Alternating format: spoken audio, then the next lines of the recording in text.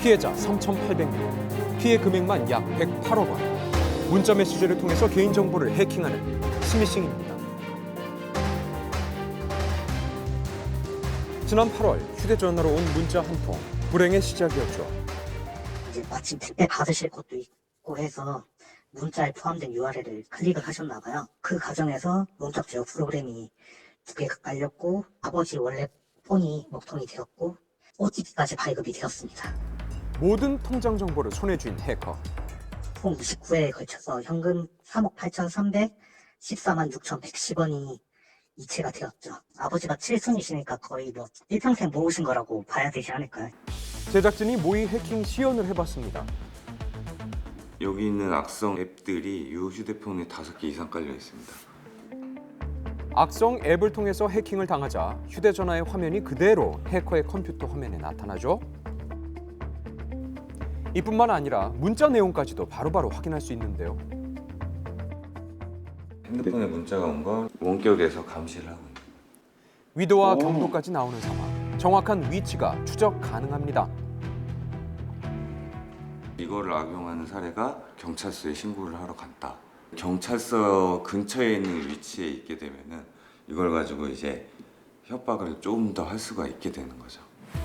개인정보 보호를 위해 어떤 노력을 기울이고 있을까? 보안 노력? 하는 거 없는데 진짜. 스팸 전화는 필터링 하는 거를 쓰고는 있죠. 1577 모으면 아예 전화 안 받아버리고 아예 안 받아. 아예 사자. 제3자 제공 동의 이런 것들 있잖아요. 그런 것들 뭐 함부로 그냥 가입 같은 거 잘 안 하고. 범죄의 표적이 되지 않는 법이 있다고요? 스마트폰이라든지 컴퓨터라든지 이런 부분의 어떤 운영체제를 최신 버전으로 업데이트를 하고 아이디를 간단하게 숫자 뭐 4자리로 한다. 뭐 이렇게 하면은 거의 1분 안에 다 풀립니다. 숫자 4자리, 뭐 문자 4자리, 특수 문자 섞어서 이용을 하시면은 슈퍼컴퓨터를 이용해서도 한 달 이상 걸릴 수가 있기 때문에 복잡하게 사용을 하시는 것이 좋습니다. 보안 문제는 팬데믹 이후에 더 심각해졌는데요. 팬데믹 환경에서 재택근무를 할 수밖에 없는, 즉 내부 임직원들이 회사 내부가 아니라 집이나 다른 원격지에서 근무를 접속을 해야 되는 상황이 많이 벌어졌고요. 그러다 보니까 해커들의 공격이 굉장히 취약하게 됩니다. 왜냐하면 방어벽이 없기 때문에 그 PC나 노트북에 악성 코드가 많이 설치될 수가 있고, 외부에 있는 해커, 위치 관계가 없습니다. 중국이든 러시아든 어디서든 원격으로 접속해서 내 PC처럼 사용할 수가 있어요. 외부에서 작업하는 디지털 환경이 넓어진 동시에 해커들이 공격할 수 있는 기업 자산과 개인정보 역시 많아진 거죠. 오늘 새벽 랜섬웨어 공격을 당한 영국 프랑스에선 병원 시스템이 마비되거나 수술이 중단된 사례가 있고 기업 수십 곳을 공략해 돈을 요구하기로 악명이 높습니다. 몸값을 뜻하는 랜섬과 소프트웨어가 합쳐진 랜섬웨어. 해커가 피해자의 기기를 암호화해서 못쓰게 한 뒤에 돈을 요구합니다. 이제는 돈이 되기 때문입니다. 그것이 바로 가상화폐가 나오면서부터인데요. 유출된 정보를 가지고 비트코인으로 금전적 대가를 얻을 수 있기 때문에 예전에는 공격이 6개월에서 뭐 1년 이렇게 갔는데 최근에는 하루만 끝납니다. 공격을 데이터를 유출해 가고 시스템 파괴하는데 보통 5시간, 6시간이면 끝나요. 최근에 공격이 이렇게 빨라요. 실제로 최근 북한 해커들이 위협적인 공격을 가한 바 있죠. 북한에는 여러 해킹 그룹들이 있는데요. 그중 유명한 해킹 그룹 중 하나가 김수키입니다. 김수키 같은 경우에는 스피어 피싱이라는 기법을 사용을 합니다. 특정 대상을 스피어, 그러니까는 창으로 꽂아가지고 이제 공격을 하는 기법입니다. 체제 유지를 하기 위한 비용을 어떻게 보면 만들기 위해서 가상화폐라든지 이런 것들을 탈취하는 기법들이 훨씬 더 발달되어 있는 것이 사실입니다.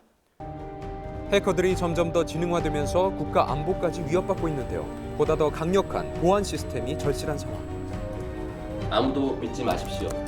제로 트러스트. 그동안의 보안 전략을 우리가 흔히 경계 기반 보안이라고 얘기를 합니다.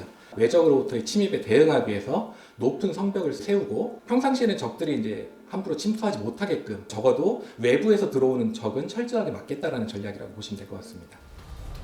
하지만 성문이 뚫린다면 정보가 유출될 확률이 높아지죠. 그래서 아무도 믿지 말고 항상 검증하라는 겁니다.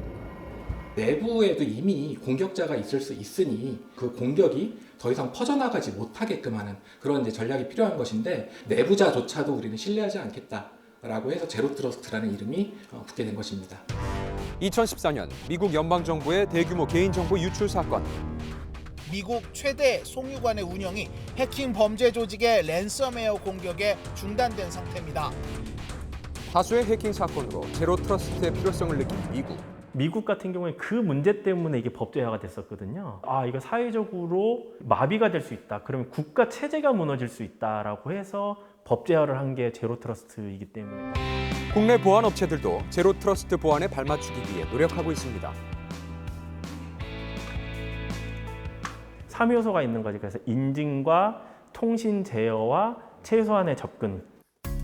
직원이 회사 사이트에 접속한다고 가정하고 아이디와 비밀번호를 입력하자 이렇게 QR 인증 단계가 나오는데요. 아이디 패스워드만 인증을 받으면 해킹을 당할 위협이 있기 때문에 모바일을 이용한 생체 인증까지 지원을 하고 있거든요. 회사 사이트에 접속하기 위해서는 지문인식과 같은 생체 인증 단계를 거쳐야만 QR코드를 입력하는 창이 뜹니다. 정상적으로 QR 인증이 완료됐다는 메시지가 뜨면서 접속이 가능하게 됩니다. 다음 단계는 세분화. 사용자의 신뢰 점수에 따라서 서버 사용 자격이 주어지는데요. 그렇다면 보안 점수가 낮은 사용자가 접속하면 어떻게 될까요? 갑자기 접속이 끊어져 버려요. 보안에 취약한 자동 로그인이나 쉬운 비밀번호를 쓰는 경우 안전하지 않다고 인지해서 보안 점수가 낮아지는 거죠. 절대 신뢰하지 마라. 항상 검증하라. 모든 매 세션마다 관리하고 관찰하고 추적해라. 이 본 화면은 그런 부분에서 어떤 시스템 총괄 관리자가 현재 우리 서버들의 상황이 어떤지를 실시간으로 모니터링하고 실시간으로 대응할 수 있는 체계를 마련해주는 플랫폼입니다.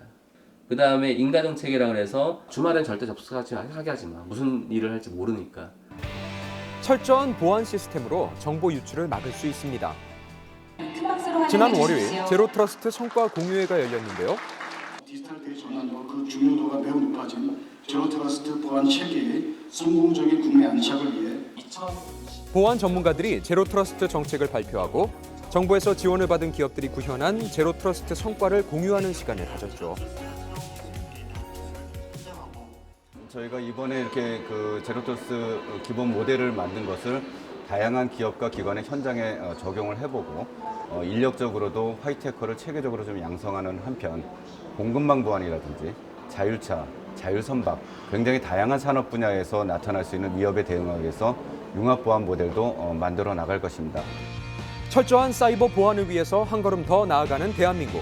모든 국민이 안심할 수 있는 그날을 기대해 봅니다.